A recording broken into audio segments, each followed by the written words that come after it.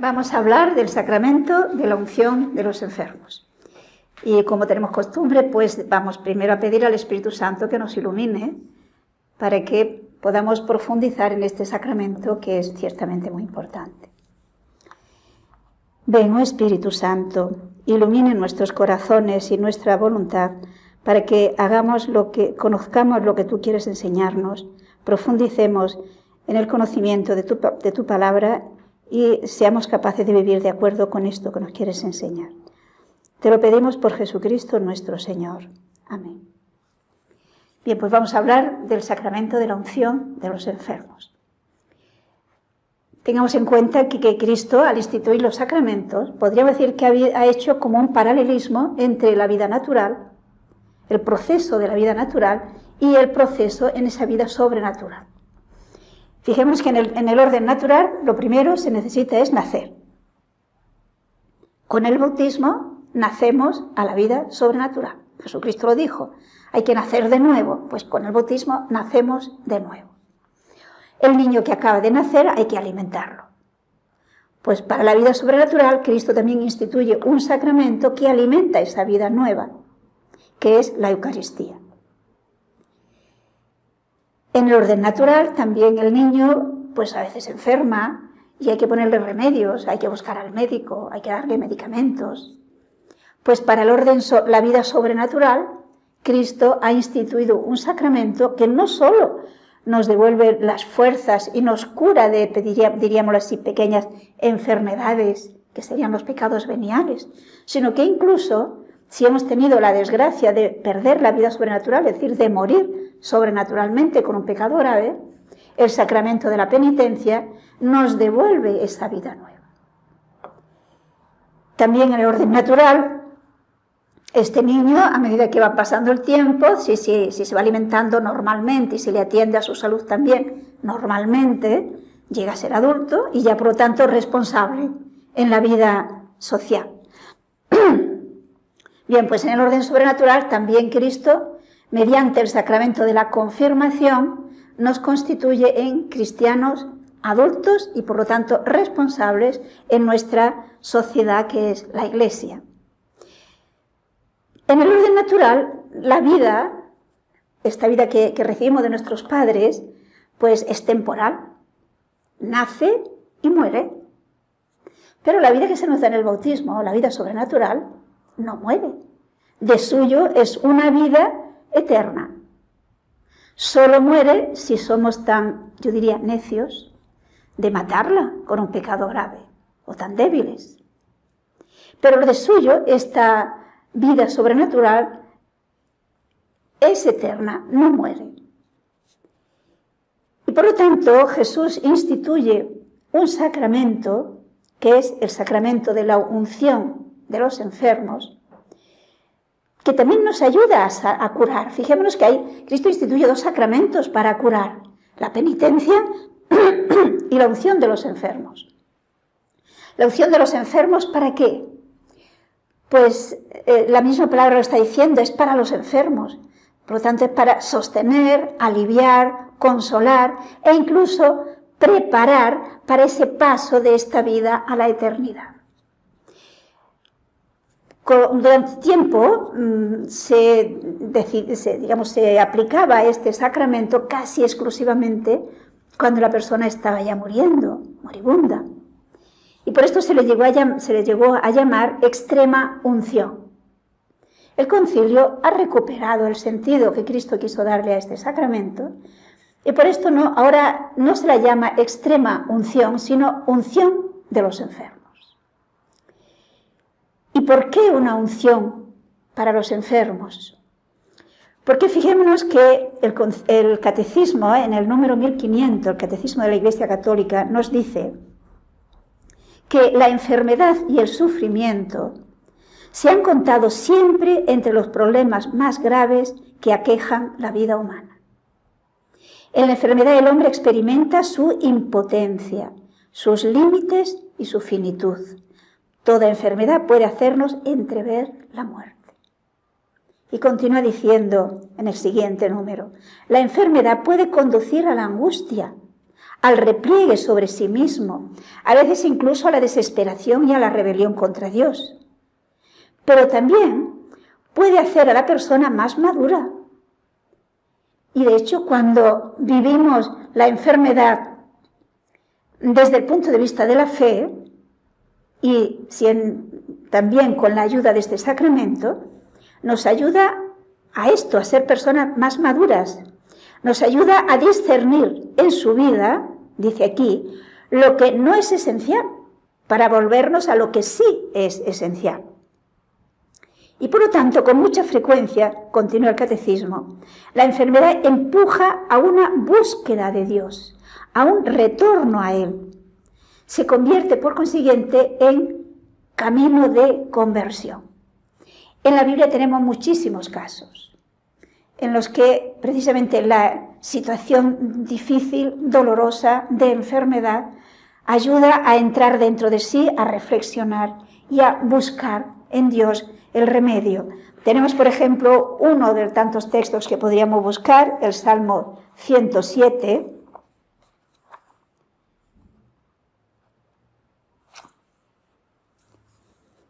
en los números 18 al 20. Dice así el salmista: dolientes por su conducta pecaminosa y enfermos por sus maldades, toda comida les producía náuseas, estando ya a las puertas de la muerte. ¿Sí? Es un estado de una enfermedad grave, a las puertas de la muerte. Dice, y clamaron a Yahvé en su angustia, y los libró de sus apreturas. Mandó su palabra y los sanó y los sacó de la perdición. Es decir, fijémonos que en el Antiguo Testamento vemos cómo el israelita vive su enfermedad, sus momentos de dolor, de cara a Dios. Y pide luz a Dios, o pide que le sane, que le cure. Tenemos el caso tan bonito que cuando se nos habla en los libros históricos del rey Ezequías, cómo se vuelve a Dios y le pide que le cure. Y efectivamente Dios escucha y le cura. Tenemos otro texto también de otro salmo, el Salmo 6, los versículos 3 al 7. Tenemos a un enfermo, una persona justa, pero una persona enferma que está sufriendo y que acude a Dios. Y le dice, ten piedad de mí, oh Yahvé, pues estoy desfallecido. Sáname, Yahvé, pues tiemblan mis huesos. Está mi alma conturbada sobremanera, pero tú, Yahvé, ¿hasta cuándo? Vuélvete, oh Yahvé, y libra mi alma. Sálvame en tu piedad. Pues en la muerte no se hace memoria de ti, y en el Seol, ¿quién te alabará? Consumido estoy a fuerza de gemir, todas las noches inundo mi lecho, y con mis lágrimas riego mi estrado. O sea, observemos cómo el salmista, que cree en Dios, no se siente solo en su enfermedad.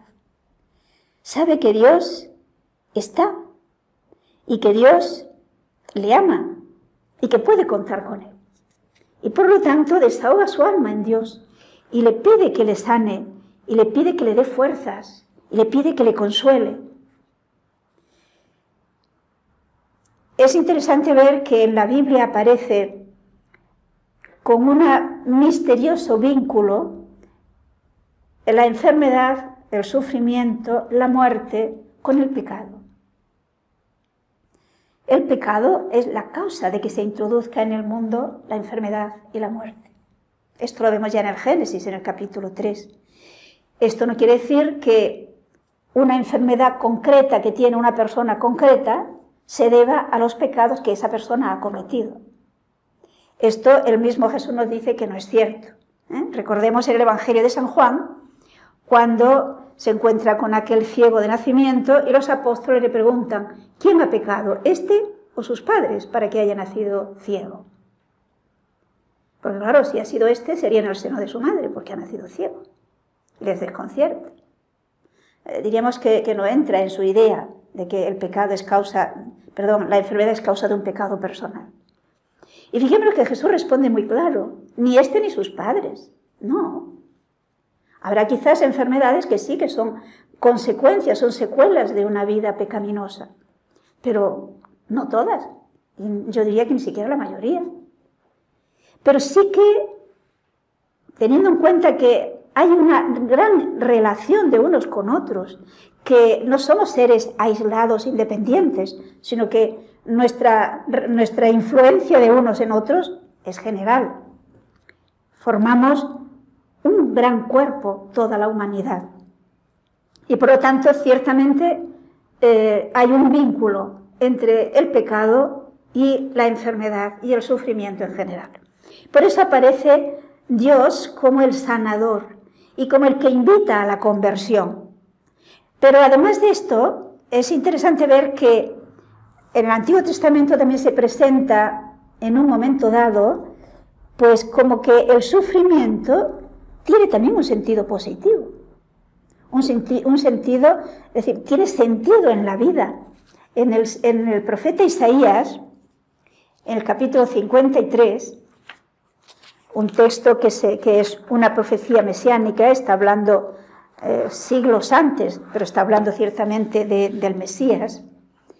Yo invitaría a que se lea todo este capítulo 53. Solamente voy a leer el versículo 11, que dice así: por la fatiga de su alma verá y se saciará de su conocimiento. El justo, mi siervo, justificará a muchos y cargará con las iniquidades de ellos.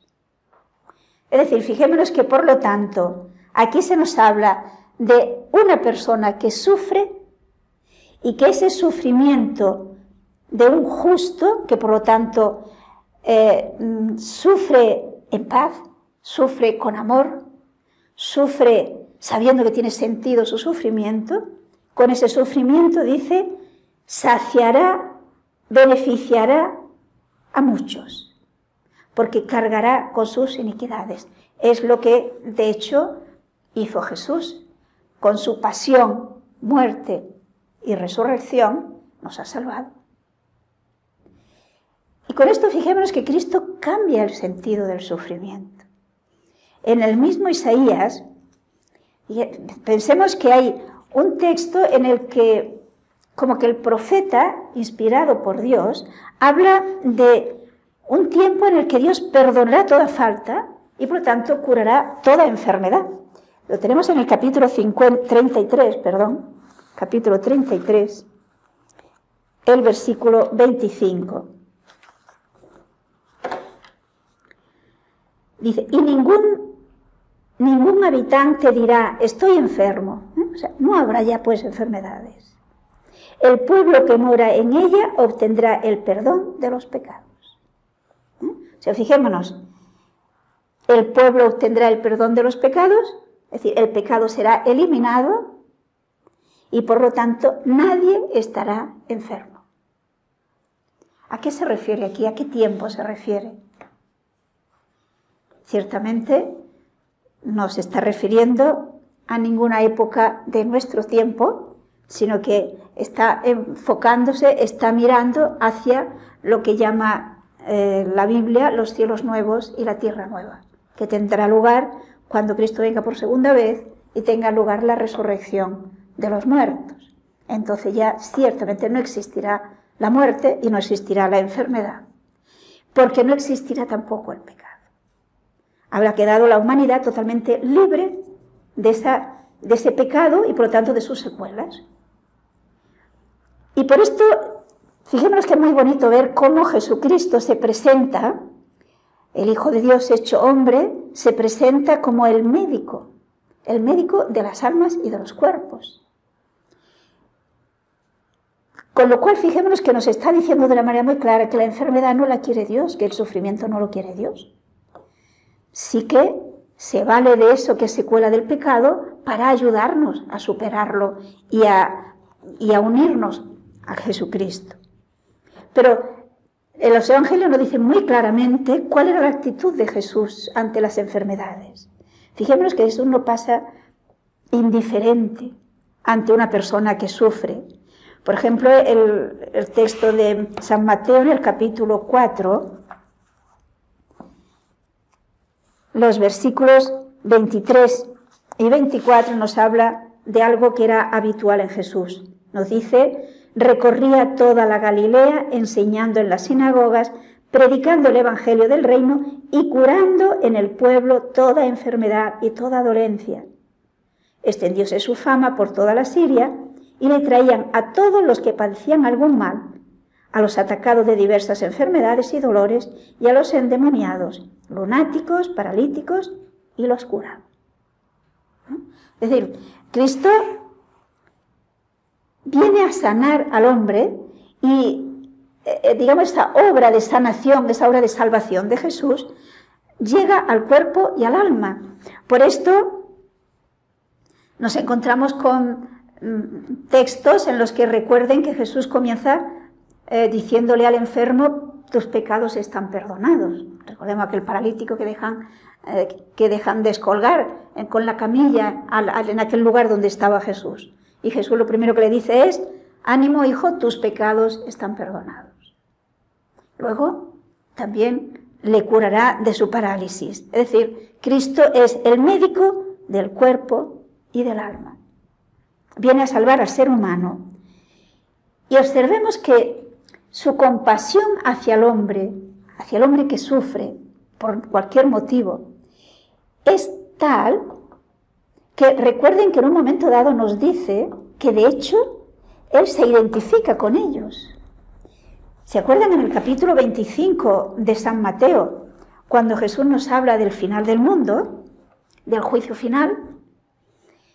¿Qué le dirá tanto a los que están a la derecha como a los que están a la izquierda? Cuando hicisteis esto a uno de esos pequeños, a mí me lo hicisteis. O cuando dejasteis de hacerlo, a mí me lo dejasteis de hacer. Por ejemplo, fijemos los versículos 36 y siguientes. Dice: estaba desnudo, le dirá Jesús, y me visitasteis.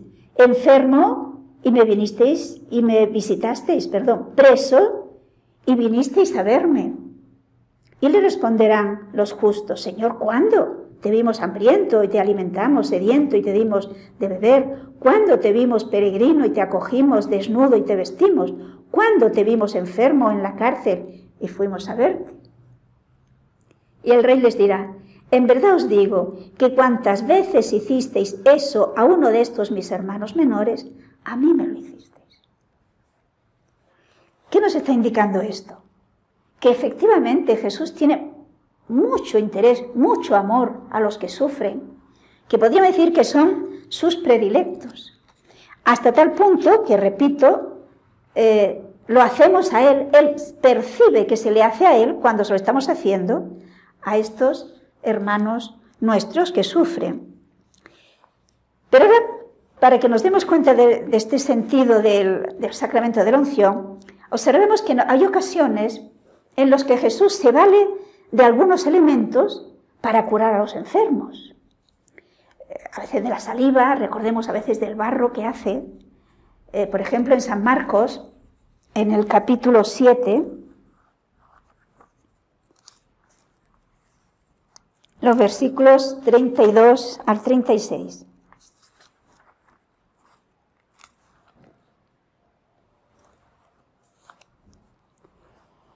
Dice: le llevaron un sordo y tartamudo, rogándole que le impusiera las manos. ¿Y qué hace Jesús?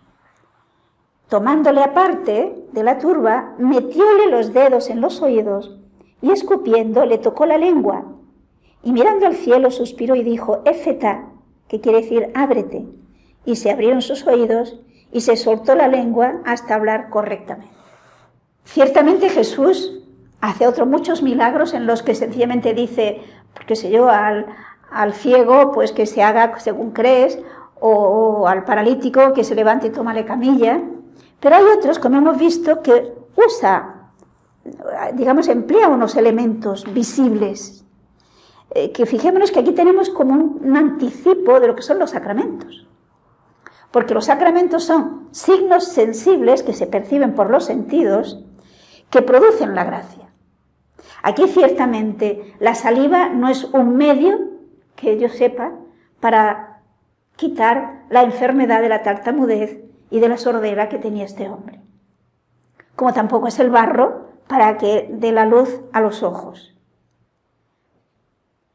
Pues Cristo usa esto que ayuda a pensar, a darnos cuenta de que el Señor se vale de elementos naturales, no porque ellos en sí sean el remedio, sino porque actuando la gracia a través de ellos, sí que producen el efecto de curar en este caso.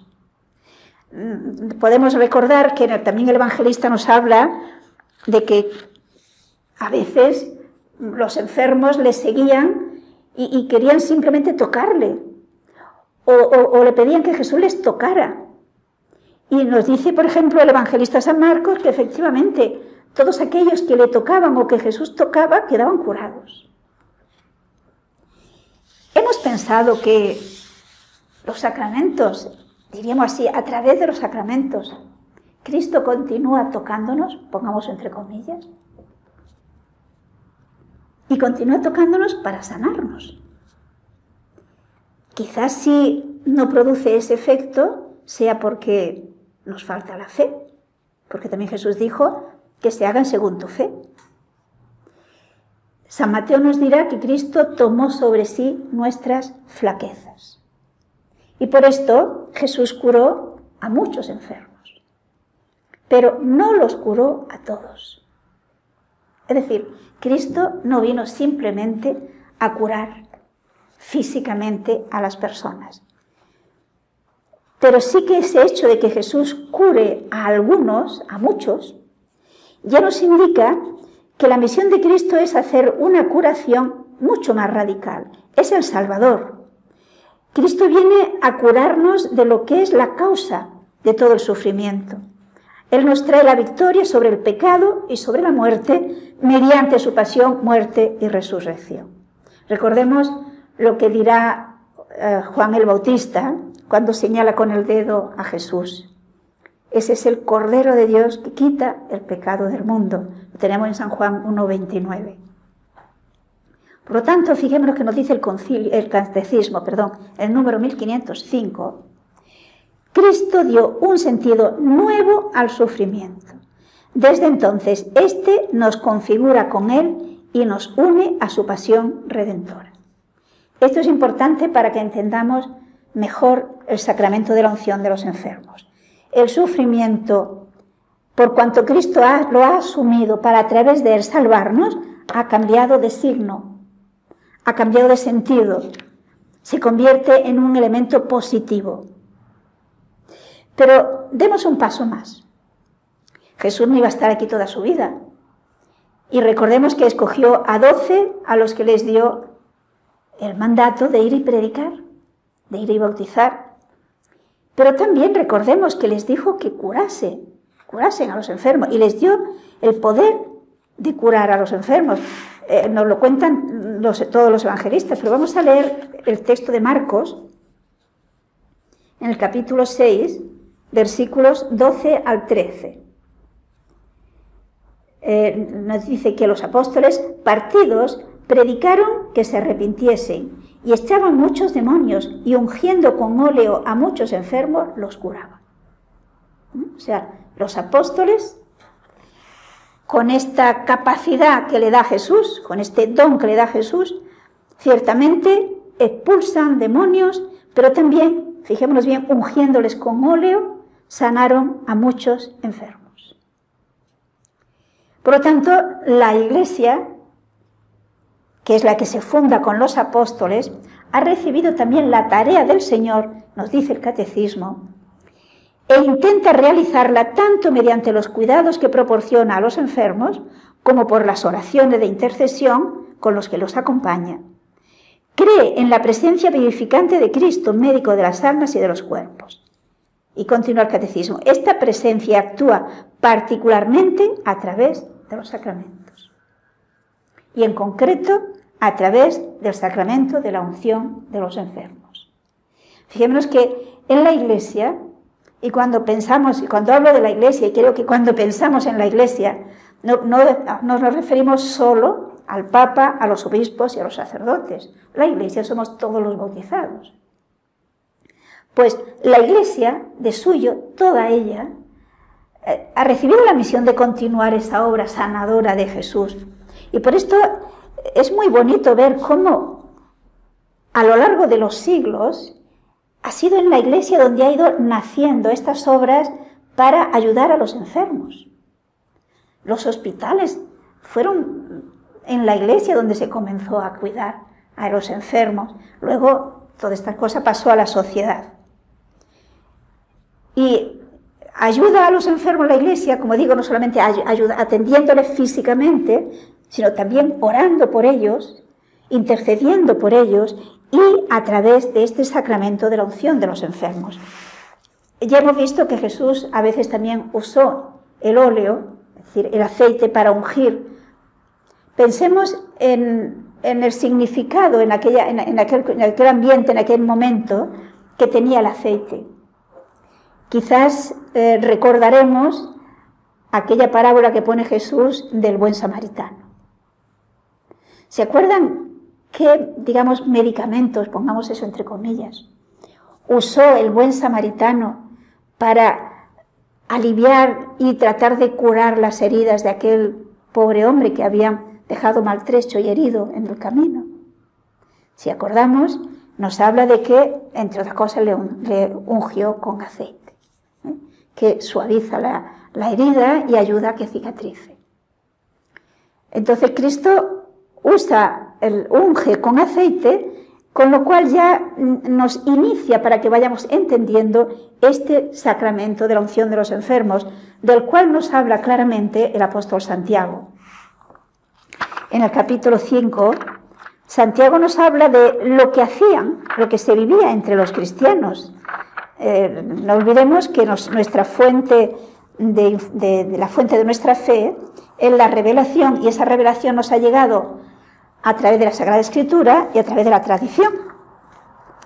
En la Sagrada Escritura se nos habla en Santiago concretamente de este sacramento de la unción de los enfermos, pero en la tradición de la Iglesia nos consta que se ha aplicado desde un principio este hecho, y hay hallazgos arqueológicos que hacen alusión claramente a esa práctica de los primeros cristianos. Bien, pues en la carta de Santiago, en el capítulo 5, los versículos 14 al 15 nos hablan de una manera muy clara de este sacramento. Dice así el apóstol: ¿alguno entre vosotros enferma? Haga llamar a los presbíteros de la Iglesia y oren sobre él, ungiéndolo con óleo en el nombre del Señor. Y la oración de la fe salvará al enfermo, y el Señor le hará levantarse, y los pecados que hubiere cometido le serán perdonados. Observemos que se plantea el caso de una persona enferma, y se supone que es un enfermo grave porque él no puede ir a buscar al sacerdote. Por eso le dice que lo mande llamar. Se trata, por lo tanto, de una enfermedad grave. No diríamos, no es un resfriado. ¿Y por qué se manda llamar al presbítero, es decir, al sacerdote, y no al médico? Pues porque lo que el sacerdote va a hacer es administrarle un sacramento, y eso no lo puede hacer el médico. Lo que el sacerdote va a procurarle es la sanación en el sentido, sobre todo, sobrenatural. ¿Y qué hará este presbítero, este sacerdote? Orará por él, será la oración de la fe, y al mismo tiempo le ungirá. Y todo esto lo hará en el nombre del Señor, es decir, con el rito que instituyó el Señor. Y dice que la oración del enfermo, la oración de la fe le salvará. Salvará en el sentido pleno de la palabra, porque después dirá también que si hubiera cometido pecados, le serán perdonados. Y el Señor le hará levantarse. Fijémonos que no dice si le conviene, le hará levantarse, sino que es un efecto que va a ocurrir ciertamente. La oración de la fe salvará al enfermo, porque perdona los pecados, y el Señor le hará levantarse. Ciertamente, y esto consta por la experiencia de muchos, Hay situaciones en las que se administra este sacramento y el enfermo recupera la salud. Es decir, también ayuda a recuperar la salud. Pero esto no siempre. Solo cuando es conveniente. Dios sabe que es conveniente para esa persona. Pero sin embargo, el Santiago dice que ocurrirá siempre. Luego, ¿a qué se refiere ese levantarse? Por todo el contexto de la carta de Santiago, cuando emplea esta expresión, siempre hace alusión a la resurrección. Por lo tanto, se trata del sacramento que podríamos decir de la esperanza. Es el sacramento que prepara ese cuerpo para ese hecho que esperamos con toda certeza, que es la resurrección del cuerpo, de nuestro cuerpo, que de momento es mortal, pero resucitará inmortal.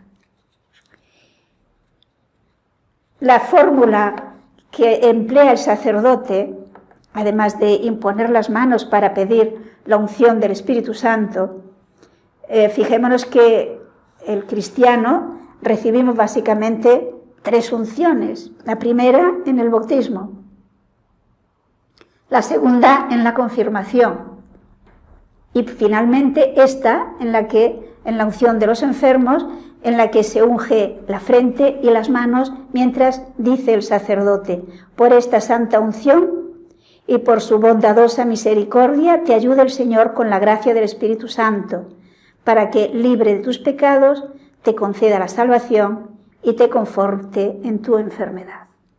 Por consiguiente, pensemos que es una efusión especial del Espíritu Santo para esa situación concreta en la cual se encuentra la persona.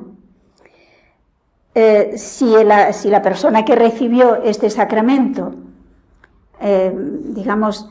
después recupera la salud, lógicamente puede volver a recibirlo nuevamente con otra enfermedad, o incluso si esa enfermedad ya hay momentos en que luego se vuelve a agravar, igualmente puede volver a recibirlo. Es decir, fijémonos que la unción de los enfermos no es como el bautismo o la confirmación. El bautismo y la confirmación imprime carácter y se puede recibir una sola vez. La unción de los enfermos no, cada vez que se necesita. ¿Y cuáles son los efectos que produce la unción de los enfermos? El catecismo nos enumera una serie de efectos. En el número 1520 nos dice: uno de los efectos es un don particular del Espíritu Santo. El Espíritu Santo, no olvidemos, es el amor que une al Padre y al Hijo. Por lo tanto, el Espíritu Santo viene a llenarnos de su amor y de su fortaleza. Dice, es una gracia de consuelo, de paz y de ánimo para vencer las dificultades propias del estado de enfermedad grave o de la fragilidad de la vejez, porque se puede recibir también cuando a partir de cierta edad pues las fuerzas disminuyen y comienzan las dificultades propias de la vejez. También entonces se puede recibir el sacramento de la unción. Por lo tanto, le va a dar consuelo, paz, ánimo para vencer las dificultades. Y también fortalece contra las tentaciones del maligno, especialmente tentaciones de desaliento y de angustia ante la muerte. Es una pena que a veces este sacramento se deje para el último extremo. Lo habría necesitado antes, precisamente para poder tener ese consuelo, esa fortaleza, esa ayuda contra la angustia, contra la situación pues desconcertante muchas veces. Como digo, también puede incluso en ocasiones producir la salud del cuerpo, si es que esa es la voluntad de Dios. Quería leer un texto que es de la carta a los Hebreos, en el capítulo 2.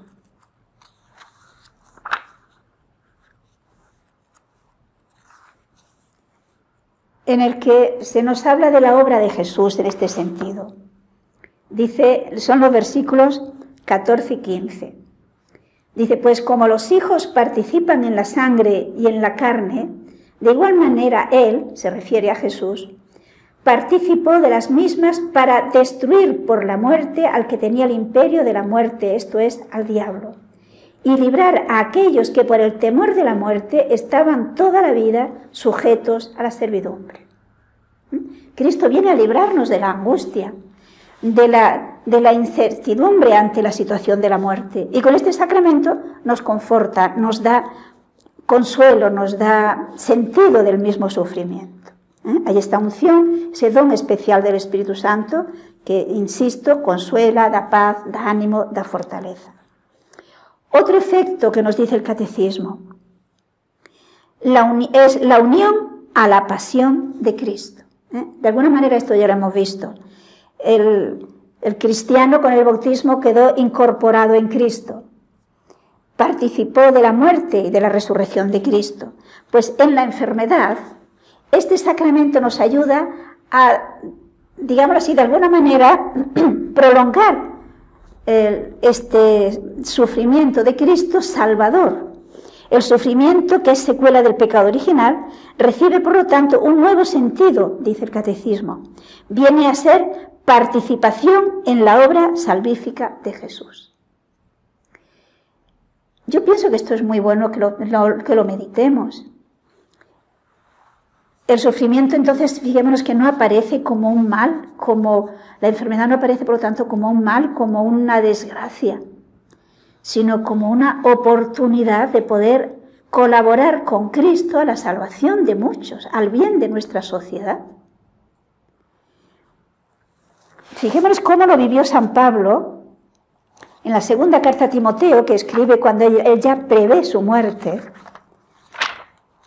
Recordemos que San Pablo escribe esta carta cuando está preso y como digo, prevé que morirá. Dice en el capítulo 2, los versículos 10 y 11. Todo lo soporto por amor de los elegidos, para que éstos alcancen la salud en Cristo Jesús y la gloria eterna.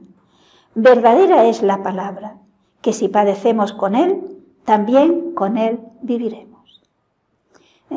Qué distinto es cuando se está sufriendo, que humanamente hablando resulta desconcertante, misterioso el sufrimiento, saber que esto tiene valor de eternidad y que con este sufrimiento unido al de Jesús podemos colaborar al bien de nuestra sociedad.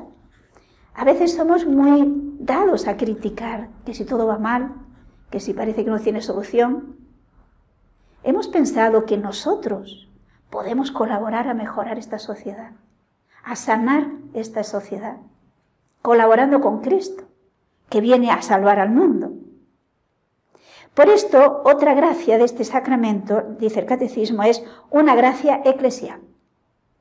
Es decir, fijémonos, dice el catecismo, los enfermos que reciben este sacramento, uniéndose libremente a la pasión de Cristo, claro, nadie les obliga. Se supone que si aman, que si quieren ser buenos cristianos, lo van a hacer de todo corazón. Entonces, uniéndose libremente a la pasión y muerte de Cristo, contribuyen al bien del pueblo de Dios. Y el catecismo está citando un texto de la Lumen Gentium del Vaticano II.